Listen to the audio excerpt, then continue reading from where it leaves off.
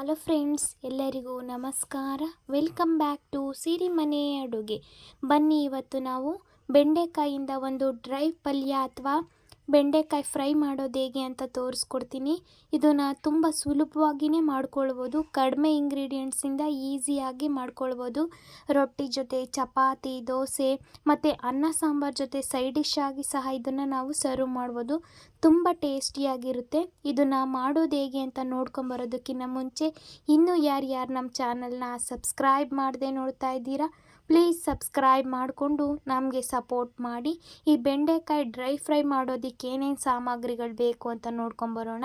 ನಾನಿಲ್ಲಿ ಒಂದು 250 ಗ್ರಾಮ್ ಆಗುವಷ್ಟು ಬೆಂಡೆಕಾಯಿನ ತೊಗೊಂಡು ಚೆನ್ನಾಗಿ ವಾಶ್ ಮಾಡಿ ಅದನ್ನು ಒಂದು ಕಾಟನ್ ಬಟ್ಟೆಯಿಂದ ಒರೆಸಿ ಈ ಥರ ಚಿಕ್ಕ ಚಿಕ್ಕದಾಗಿ ಕಟ್ ಮಾಡಿ ಇಟ್ಕೊಂಡಿದ್ದೀನಿ. ಇದ್ರ ಜೊತೆಗೆ ಒಂದು ಚಿಕ್ಕ ಸೈಜು ಟೊಮೊಟೊನ ಕಟ್ ಮಾಡಿ ಇಟ್ಕೊಂಡಿದ್ದೀನಿ, 2 ಹಸಿರು ಮೆಣಸಿನ್ಕಾಯಿನ ಕಟ್ ಮಾಡಿ ಇಟ್ಕೊಂಡಿದ್ದೀನಿ, 1 ಮೀಡಿಯಮ್ ಸೈಜ್ ಈರುಳ್ಳಿನ ಈ ಥರ ಚಿಕ್ಕ ಚಿಕ್ಕದಾಗಿ ಕಟ್ ಮಾಡಿ ಇಟ್ಕೊಂಡಿದ್ದೀನಿ, 1 ಟೇಬಲ್ ಸ್ಪೂನಷ್ಟು ಅಚ್ಚ ಖಾರದ ಪುಡಿ, ಸ್ವಲ್ಪ ಅರಿಶಿನ, ಸಾಸುವೆ, ಜೀರಿಗೆ, ರುಚಿಗೆ ತಕ್ಕಷ್ಟು ಉಪ್ಪು, ಸ್ವಲ್ಪ ಕರಿಬೇವು, ಕೊತ್ತಂಬರಿ ಸೊಪ್ಪು, ಮಾಡೋದಕ್ಕೆ ಎಣ್ಣೆ ತೊಗೊಂಡು ಇಟ್ಕೊಂಡಿದ್ದೀನಿ. ಇವಾಗ ಮಾಡೋದು ಹೇಗೆ ಅಂತ ನೋಡ್ಕೊಂಬರೋಣ. ನಾನಿಲ್ಲಿ ಒಂದು ಬಾಣಲಿಗೆ 1 ಸ್ಪೂನಷ್ಟು ಎಣ್ಣೆನ ಹಾಕ್ಕೊಂಡಿದ್ದೀನಿ. ಎಣ್ಣೆ ಸ್ವಲ್ಪ ಬಿಸಿ ಆದಮೇಲೆ ಅದಕ್ಕೆ ನಾನು ಕಟ್ ಮಾಡಿ ಇಟ್ಕೊಂಡಿರೋಂಥ ಬೆಂಡೆಕಾಯಿನ ಹಾಕ್ಕೊಂಡು ಒಂದು ಸ್ವಲ್ಪ ಹೊತ್ತು ಚೆನ್ನಾಗಿ ಮಿಕ್ಸ್ ಮಾಡಿ ಅದಕ್ಕೆ 1 ಚಿಟಿಕೆ ಆಗುವಷ್ಟು ಖಾರದ ಪುಡಿ ಮತ್ತು 1 ಚಿಟಿಕೆ ಆಗುವಷ್ಟು ಉಪ್ಪನ್ನ ಸೇರಿಸ್ಕೊಳ್ತಾ ಇದ್ದೀನಿ. ಇದೇನಕ್ಕೆ ಅಂತ ಅಂದರೆ ನಾನಿಲ್ಲಿ ಬೆಂಡೆಕಾಯಿ ಫ್ರೈ ಮಾಡಬೇಕಾದ್ರೆ ಯಾವುದೇ ರೀತಿಯೇ ನೀರನ್ನು ಆ್ಯಡ್ ಮಾಡೋದಿಲ್ಲ. ಹಾಗಾಗಿ ಈಗಲೇ ಸ್ವಲ್ಪ ಉಪ್ಪು ಖಾರನ ಬೆಂಡೆಕಾಯಿ ತಗೊಳ್ಳಿ ಅನ್ನೋ ಕಾರಣಕ್ಕೆ ಸ್ವಲ್ಪ ಮಿಕ್ಸ್ ಮಾಡ್ಕೊಂಡಿದ್ದೀನಿ ಅಷ್ಟೇ. ನಿಮಗೆ ಬೇಕು ಅಂದರೆ ಹಾಕ್ಕೊಳ್ಳಿ, ಬೇಡ ಅಂದರೆ ಪರವಾಗಿಲ್ಲ.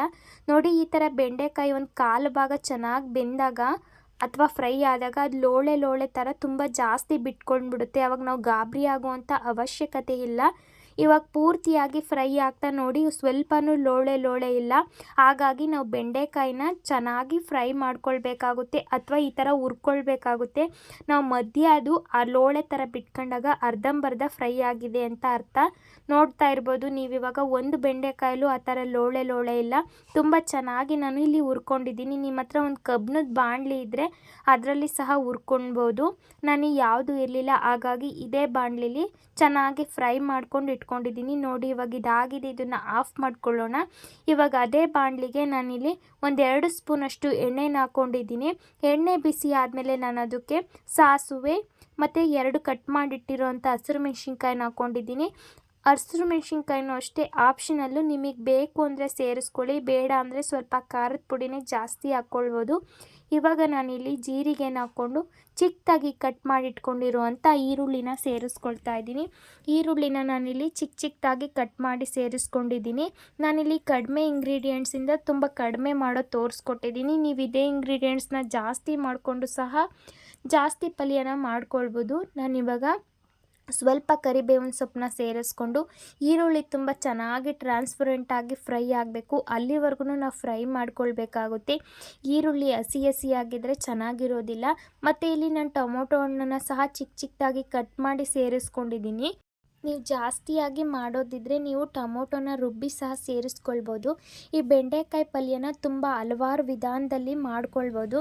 ನಾನಿಲ್ಲಿ ತುಂಬ ಸಿಂಪಲ್ಲಾಗಿ ಕ್ವಿಕ್ಕಾಗಿ ಮಾಡೋದನ್ನು ತೋರಿಸ್ಕೊಟ್ಟಿದ್ದೀನಿ. ಒಂದು ಸತಿ ಟ್ರೈ ಮಾಡಿ, ತುಂಬ ಟೇಸ್ಟಿಯಾಗಿ ಬರುತ್ತೆ. ನಾನಿವಾಗ ರುಚಿಗೆ ತಕ್ಕಷ್ಟು ಉಪ್ಪನ್ನ ಸೇರಿಸ್ಕೊಂಡು 1 ಟೀ ಸ್ಪೂನಷ್ಟು ಖಾರದ ಪುಡಿ ಮತ್ತು ಸ್ವಲ್ಪ ಅರಿಶಿಣ ಪುಡಿನ ಸೇರಿಸ್ಕೊಂಡು ಒಮ್ಮೆ ಚೆನ್ನಾಗಿ ಮಿಕ್ಸ್ ಮಾಡ್ಕೊಳ್ತಾ ಇದ್ದೀನಿ. ಅದು ಸ್ವಲ್ಪ ಲೈಟಾಗಿ ಎಣ್ಣೆ ಬಿಟ್ಕೊಳ್ಳುತ್ತೆ. ಅಲ್ಲಿವರೆಗೂ ಸ್ವಲ್ಪ ಚೆನ್ನಾಗಿ ಮಿಕ್ಸ್ ಮಾಡಿಕೊಂಡು ಇವಾಗ ನಾನು ಹುರಿದಿಟ್ಕೊಂಡಿರುವಂಥ ಬೆಂಡೆಕಾಯಿನ ಸೇರಿಸ್ಕೊಂಡು ಚೆನ್ನಾಗಿ ಮಿಕ್ಸ್ ಮಾಡ್ಕೊಳ್ತಾ ಇದ್ದೀನಿ. ನೀವು ಗ್ರೇವಿ ಥರ ಬೇಕು ಅಂತ ಅಂದರೆ ಅದನ್ನು ಸಹ ಮುಂದಿನ ವಿಡಿಯೋದಲ್ಲಿ ನಾನು ಪೋಸ್ಟ್ ಮಾಡ್ತೀನಿ. ನಾನಿವತ್ತು ಬೆಂಡೆಕಾಯಿ ಡ್ರೈ ಫ್ರೈ ಮಾಡೋದನ್ನು ಅಥವಾ ಬೆಂಡೆಕಾಯಿ ಡ್ರೈ ಪಲ್ಯ ಮಾಡೋದನ್ನು ತೋರಿಸ್ಕೊಟ್ಟಿದ್ದೀನಿ.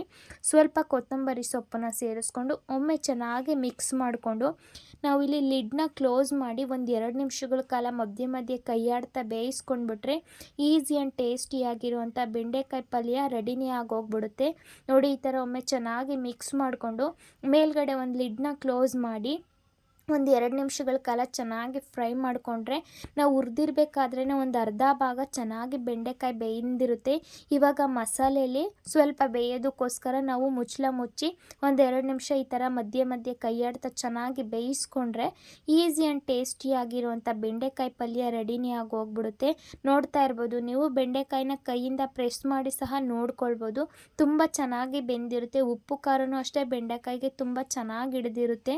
ನೀವು ಇದನ್ನು ರೊಟ್ಟಿ ಜೊತೆ, ಚಪಾತಿ ಜೊತೆ ಮತ್ತು ಏನಾದರೂ ಕ್ವಿಕ್ಕಾಗಿ ರೈಸ್ ಮಾಡಿ ಅದ್ರ ಜೊತೆ ಪಲ್ಯದ ಥರ ಇದನ್ನು ಸರ್ವ್ ಮಾಡ್ಬೋದು. ತುಂಬ ಟೇಸ್ಟಿಯಾಗಿರುತ್ತೆ. ನೋಡಿ, ಈಸಿ ಆ್ಯಂಡ್ ಟೇಸ್ಟಿಯಾಗಿರುವಂಥ ಬೆಂಡೆಕಾಯಿ ಡ್ರೈ ಪಲ್ಯ ಅಥವಾ ಡ್ರೈ ಫ್ರೈ ರೆಡಿ ಆಯಿತು.